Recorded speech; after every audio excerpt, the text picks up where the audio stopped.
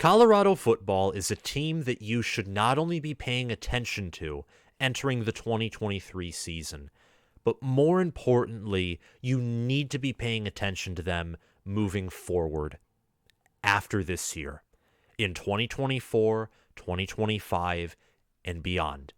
It is of my opinion that Deion Sanders is not only a highly intelligent coach, a highly motivated man, a charismatic personality, and an energetic lightning rod.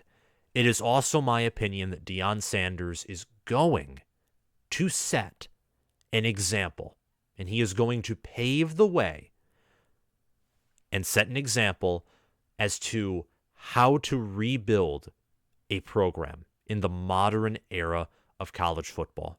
He is going to innovate, he is going to develop, he is going to incubate talent, and I think that he is going to bring back Colorado to not just contending at a local level and a conference level, but he indeed could bring them back to what they had under Bill McCartney and have them contending at a national level reasonably. Not like Alabama, not like Georgia. It takes a special kind of program and head coach and resources and recruiting base to do that. And I'm not going to predict anyone to be like Nick Saban. I'm just not going to. But I think Deion Sanders entering this year is a good coach, probably near a top 25 head coach in the Power 5. I'd rate him that high. And his stock is only going to get higher. Two polar opposite personalities, but I think he very well could be and will be to Colorado what Mark D'Antonio was to Michigan State. He will rebuild a program that had been destroyed by previous institutions, by previous coaching staffs, and he will build it into a force and something that's unique. Mark D'Antonio was unique for not recruiting well, but developing 3 stars into competing and bludgeoning 5 stars. Mark D'Antonio was consistently an underdog, consistently doubted. I think, are going to see this a lot with Deion Sanders, not just because he's a new head coach, new face, but because it's Colorado. And Colorado, again, has been dead for 2 decades. They had one good season. One in the past 2 decades, 2016. Compare that to Michigan State, where Nick Saban, I think it was 1999 or 1998, I forget the year, they had one good year. One. Outside of that, before D'Antonio in the past 2 decades, they had not had many great seasons. And unlike D'Antonio, Deion Sanders has access to the transfer portal. D'Antonio is this reserved, quiet guy, known for developing. Deion Sanders, I don't exactly know all about his development. He's coached at FCS Jackson State. This will be his first year in the Power 5, so we'll get to see more of his development the more he's in the Power 5, the more he gets his hands on better recruits. But I know that Deion Sanders is charismatic. He's flashy, dresses nice, talks nice, think he's really intelligent. I like him. I also am a fan of Mark D'Antonio, not counting the late years, but everyone has their down moments. And I just use that analogy to say that I think that even if Colorado doesn't shock the world in year 1, which I hate to break it to some people, but I think that is more unlikely than the media might want to say, I think long term, this school is going to be set up for great success. So we're not only going to be talking about Colorado today, as it stands today, and how I think they will perform in 2023, but I also want to talk about the future. And I want to talk about how Colorado, through recruiting well, through utilizing and abusing the transfer portal, that they can be great. They can do great things. And I really think, honestly, that Colorado, this year even, they could break loose. So we're going to talk about that in today's video. If you like this video, I encourage you to hit that subscribe button and watch the whole thing through. Comment your thoughts down below and hit the notification bell so you can get notified when I post new content. Join this awesome community at College Football with Sam, and I'll be doing a giveaway at 10,000 subscribers. Anyway, let's get right into it. And let's first talk about the foundation of a program, or one of the foundations of a program, which is recruiting. Last year, Colorado had the 21st overall recruiting class, which includes the transfer portal and the composite system. According to 24/7 Sports Composite, Colorado had the number 30 recruiting class. They signed 5-star Cormani McClain out of Lakeland, Florida, another 5-star cornerback poached by Deion Sanders 2 years in a row. They signed 4-star running back Dylan Edwards, 4-star wide receivers Adam Hopkins and Amarian Miller. They signed 3-star Taji McCoy, who's from Oklahoma City, Oklahoma. They signed a lot of other 3-stars, and they also got several 4-star incoming transfers, several 3-star incoming transfers. They really are upgrading the roster. Let's look at some of these incoming transfers as well. You obviously got Travis Hunter, 5-star, coming from Jackson State, played cornerback, a little bit of wide receiver. You have Shedeur Sanders, Deion Sanders' son, who's a really good quarterback, played for Jackson State, one of the elite quarterbacks in the FCS this past season. You have Jimmy Horn. Jimmy Horn is a wide receiver, formerly from University of South Florida. Jimmy Horn Jr., ranked as a 4-star according to 24/7 Sports in the portal. You have Cameron Silman, Tyler Brown, coming in from Jackson State as well, safety and interior offensive lineman respectively. Jeremiah Brown, Tavion Beasley, Alejandro Mata, a linebacker, cornerback, and kicker coming in from Jackson State. So plenty of Jackson State players who know the system, who are probably, I'm not going to be surprised if many of them, especially Shedeur Sanders and Travis Hunter, are going to be leaned upon as leaders, as they've been with Deion Sanders for whether it's a year or years under his system. They know him. And also outside of Jackson State, you also have Demoy Kennedy, linebacker from Alabama, coming in through the portal. You have Taylor Upshaw, edge rusher from Michigan, transferring to Colorado. You have players from all across the Power 5, Group of 5, even FCS, who have been successful in their own right, and they're transferring. They are coming in to Colorado because they can make a difference. Colorado's roster was destitute last season. They need all the bodies they can get. Deion Sanders and his staff do.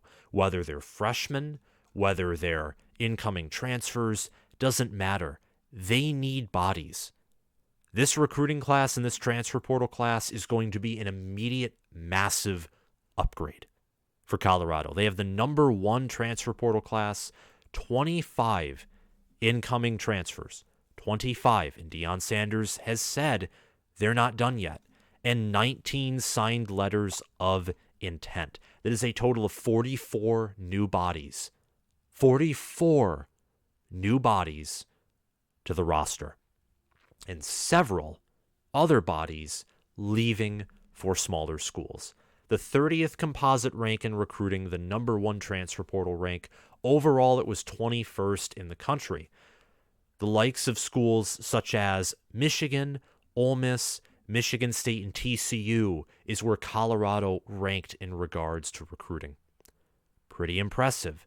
It's pretty darn impressive. Now, they had a lot more bodies than the schools that they were recruited around. Their average recruit rank was lower, but still, they have a higher overall recruit ranking both in the portal and in high school that is higher than Michigan State. That is higher than, it's like the similar ranking as Washington, who's an in-conference team. It's higher than North Carolina. It's higher than Nebraska, Maryland, Baylor, schools that have had a lot better past success in recent memory, or Nebraska hasn't had any success in recent memory, but even in the past 10 years, Nebraska has had some winning seasons. So, Colorado already, not even one game has been played. they're recruiting well. That is an absolute win for Deion Sanders. It's a win, period. And might I say, Colorado has the number 20 recruiting class in 2024. And they are entertaining 5 stars, 4 stars. They have 2 4-star commits, 3 3-star commits currently. So recruiting is going well. It's absolutely on fire. And Deion Sanders, the staff that he's built at Colorado, you got Charles Kelly as the defensive coordinator and safeties coach. He's been at Alabama for several years. He worked with Jimbo Fisher at Florida State when Fisher won the national title in 2013 and appeared in the playoff in 2014. He also has Sean Lewis as his offensive coordinator and quarterbacks coach. Sean Lewis at Kent State was known for his high-scoring, quick offenses. Also, Tim Brewster at tight ends, Kevin Mathis coaching cornerbacks, Bill O'Boyle coaching offensive line. He's brought over some of his previous staff from Jackson State, and also Charles Kelly and Sean Lewis. Charles Kelly, great recruiter, well-known, high-ranking Power 5 assistant coach and coordinator. Sean Lewis, of course, great coordinator, coached at Kent State. He has a great staff. A staff that is proven, and a staff that will do well with the talent on deck. They have the number 1 transfer portal class, as I've already said, but Deion Sanders plans to add more, which also means more players are going to be leaving. They're going to see the end of of their time at Colorado. I was about to say the end of their career, but you do never know. First-year head coach Deion Sanders, I'm reading this on buffzone.com, I'll link it down below, has already made Colorado one of the most active teams in the country in the transfer portal this preseason. The Buffaloes have a lot more work to do, however. On National Signing Day, February 1st, Sanders said we're not done and called that day just a coma in the building of the 2023 roster. On Monday, the pregame show posted an interview on YouTube with Sanders, and he once again said the Buffs will be active after the spring. Players around the country will have the opportunity to put their names in the transfer portal from May 1st to 15th. My exams will thankfully be over during that stretch, so I hope to be very active in covering all of that. We ain't no joke in this portal, Sanders said in the interview. I think we're number 1 and we haven't got started in the portal yet. We're just about ready to get really started as soon as we're allowed to. One thing you got to appreciate about Sanders is the never-ending, tireless work ethic. Again, drawing a parallel to someone like Mark D'Antonio or even Bill McCartney or the great coaches, the guys who build programs. CU has the number 1 rated transfer portal class in the country, according to 24/7 Sports. The only team that has added more players is Arizona State with 27, and Arizona State does not nearly have the same quality per player that Colorado has. Colorado currently is projected for 95 scholarship players this fall, which is 10 more than the NCAA maximum of 85. So at minimum, assuming Deion Sanders didn't use the portal at all, 10 guys got to leave. Or they are willing to, have their scholarships cut. There will likely be 20 or more current players not on the team by August if Sanders uses the portal more. And believe me, that window from May 1st to 15th, that is going to be jam-packed. It is going to be a madhouse. We win together in this building and we lose together in this building, and we plan on winning, Sanders said. So the mindsets of those individuals got to change, or they've got to go.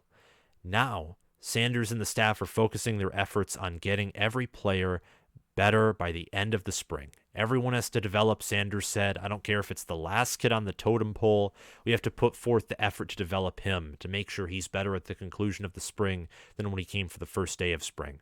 Whether the kid is here or not, we've got to make sure that kid is better. That's our objective. We have to enhance him. CU will wrap up practices on April 22nd with the annual spring game. I am definitely going to watch that. Definitely going to watch that. There's the rest of this article, which I will link down below. Some of it talks about ticket sales. Another talks about Colorado opening spring practices on March 19th. And then This week is off for spring break, which Sanders is not a fan of spring break whatsoever. Another notable thing is, as of Monday, Colorado has distributed roughly 40,300 tickets for the spring game, with about 8,000 of those going to students. For the first time since the 80s, Colorado is selling spring game tickets at a cost of $10 for general admission. About 700 tickets remain for the general public, so the spring game is going to be packed. The regular season games are going to be packed too. So Sanders is bringing in bodies, not just on the roster, but in the stands as well. So all of that said, it's just really impressive what's going on at Colorado. The foundation is already being built, and it's impressive. And once the recruiting begins to stack on top of each other, don't be surprised if Colorado's constantly contending in the Pac-12 or in whatever conference they decide to join if the Pac-12 completely implodes. The Buffaloes, as I've already said, strong staff with great coaches who can recruit and develop. Just look at Charles Kelly, who's been consistently in the top 10 recruiting at Alabama, coaching the defensive backs. And despite only being in year one, the roster has improved drastically. And this is especially the case when you look at skill positions. Quarterback, JT Shrout is gone. He's gone. And in is Shedeur Sanders. That's a massive upgrade right there. Parts of the offensive line, many of them have transferred out. A lot of new transfers coming in. There's going to be a new starting running back. Jimmy Horn Jr. is going to be a great wide receiver there. Almost all of the linebacker core, especially the starting linebacker core, they're gone. And a ton of graduate transfers and veteran guys are coming in. They're going to be immediate impacts. Nearly all of special teams is going to have new, fresh faces starting this season. So it's exciting. The roster, the team, the identity, it's going to be totally different even in year one. Now, I'm not saying that Sanders shouldn't have time to rebuild and construct this thing. He should. It's going to take longer than year one for Colorado to reach or even come close to its peak. Make no mistake, the portal's being used well. He has a great staff. He has all the support he needs. He has all the tools for success, and I have no doubt that Sanders is going to have success. But then you look at Colorado's schedule. You look at the fact that they are still Colorado, that their recruiting class and transfer portal overall, they're still not recruiting at the level of a lot of schools in their conference. They don't have the same roster continuity or likely chemistry, and their schedule is tough. They travel to TCU in their opening game, host Nebraska the following week, September 2nd and September 9th, respectively. Those are two non-conference Power 5 opponents, both of whom I think are going to be 500 or above. TCU and Nebraska both do have top 25 potential. They host Colorado State, in-state rival, September 16th. Jay Norvell, good offensive mind. They do have an efficient quarterback in Clay Millen, but I think the Buffaloes would handle that game. But then you look at their Pac-12 slate. At Oregon, September 23rd. Hosting USC, September 30th. Traveling to Arizona State, October 7th. Hosting Stanford the 13th. They have a bye the 21st, but then they have to travel to UCLA the 28th, host Oregon State the 4th, and Arizona State the 11th. They host them too, and then they have back-to-back road games at Washington State and at Utah. Arizona, Stanford, Arizona State are beatable. I would even go as far to say that Washington State, UCLA, maybe Oregon State could be somewhat beatable. But, I mean, you look at the road game at Oregon, hosting USC, road game at Utah, and I'd even look at the road game at UCLA and the hosting of Oregon State, even on homecoming. Those teams, from a staff continuity and just raw coaching staff power ranking perspective, outclass Colorado. And from a talent perspective and a developmental perspective, Oregon, USC, and Utah definitely outclass Colorado currently. And there's an argument that UCLA and Oregon State do as well. And Washington State, on the road, Jake Dickert has somewhat of an established program. Deion Sanders again is in year one, and already at TCU is going to be tough.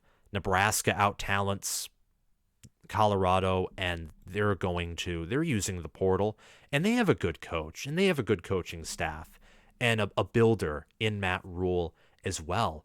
So Colorado, their schedule is one of the toughest in the country. And even with Travis Hunter and Cormani McClain at cornerback, which should make up for possibly a top 10 defensive back room, and even with Shedeur Sanders, a quarterback room that could end up being top 25 depending on how Shedeur Sanders plays, an underrated running back room and wide receiver room, a good tight end coming in from Arkansas State. Even with all of these things, it is going to be hard for Colorado to win in year one. It's just going to be. If they went 2-10 or 3-9 or 4-8, it would not surprise me one bit. But I wouldn't fault Deion Sanders for that one bit either. There is a whole lot to do. He gets this 1 year free pass unless they go 0-12, 1-11, or 2-10, as long as they go 3-9, beating Colorado State and Arizona State, Stanford or Arizona, some of the lower Pac-12 schools, and Colorado State. I will not fault Sanders for that at all. I trust him in the long term. And even in the short term, I think that Colorado, I don't know if they're going bowling. I'm inclined to say they won't, but I think that 4 or 5 wins is your most likely scenario. If Colorado wins 6 games with their schedule, that means they beat someone who was good. That means they beat a good team, not an above average team. That means they beat a good team, most likely, if they get 6 wins. And with the roster they had last year, they had the worst scoring defense, and they are using the portal, but building a program takes time. Lincoln Riley did extremely well at USC in year one, but he had infinitely more talent, used the portal just about as much, got a similar or better recruiting class, but he already had 5-star talent there, and he got 11 wins. And even then, when it came facing against the best teams, his team just couldn't get it done. So it's unfair to set the bar that Colorado has to get 7 or 8 wins in the regular season in year one. Could it happen? I think it can, but I don't think it will. You should trust Deion Sanders in the long run. I think that 2024, there's going to be massive improvement.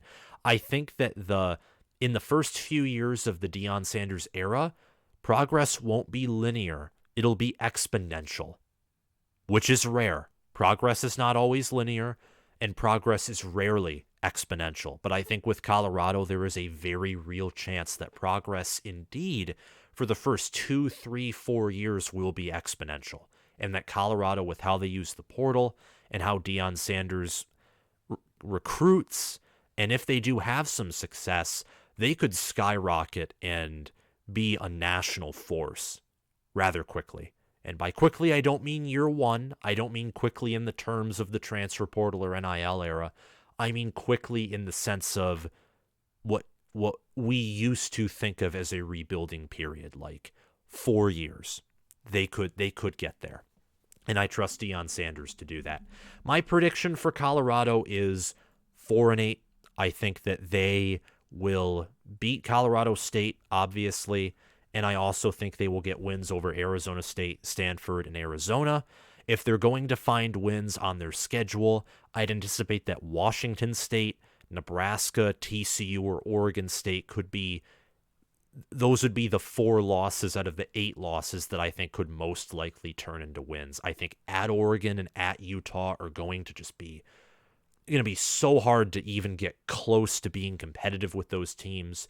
And USC is just such a huge talent advantage. UCLA could be another game as well that could go in favor of Colorado. I did forget to mention that, but very tough schedule. Deion Sanders, though, this program is going in the right direction. If you like this video, my opinion, talking about information, statistics, and a prediction for Colorado in the long term, Please hit that like button, subscribe to this channel, comment your thoughts on Colorado football down below. And if you're listening on Spotify, please follow the channel. Have a great day, guys.